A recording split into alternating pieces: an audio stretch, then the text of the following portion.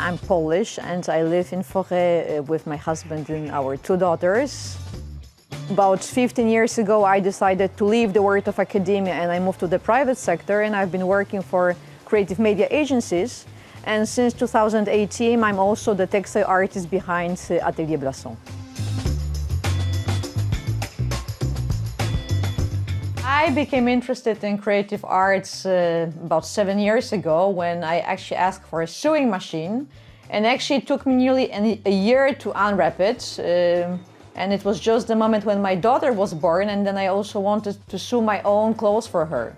This passion actually led me to a different one, which is the one of the doll making, because I was experimenting a lot and I wanted to try something new.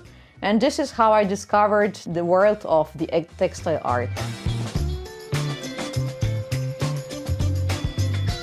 The world of dolls might seem a bit mysterious to some of the people, but they're really people who are very interested in this kind of art objects. I mean, the dolls that I'm making are mainly for decorative purposes, so they are not for children.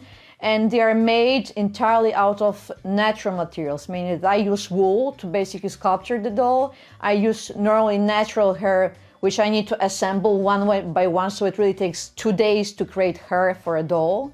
And I also use organic materials. Then the rest, it also comes up to the details, how you see the personality of a doll, if the doll should have shoes, what kind of hairdo she should have, what kind of hair accessories she should have, what kind of buttons she will use, what kind of trims you will have. So it's really a very time-consuming process. You basically start with the pattern of the body, then you need to sculpture the actual doll, which is the most demanding part because we're actually creating a new being in a way. You decide on the personality of this doll. So this is, for me, this is the most rewarding part because you create something new in a way. I was also very lucky because I have two mentors, one mentor from Poland, Agnieszka, and the second one from Canada, Fabiola, who actually also spent a lot of time teaching me how to create dolls. And I think it's important when you are starting to be given guidance, and we're in touch even still today, so that they can also comment on the quality of my work. I think that this peers feedback is really important when you want to progress and you want to, to improve. The collectors are also interested often in specific types of the dolls that you are creating. For instance, for my work, I had clients from both European countries, but also from the United States and from Australia.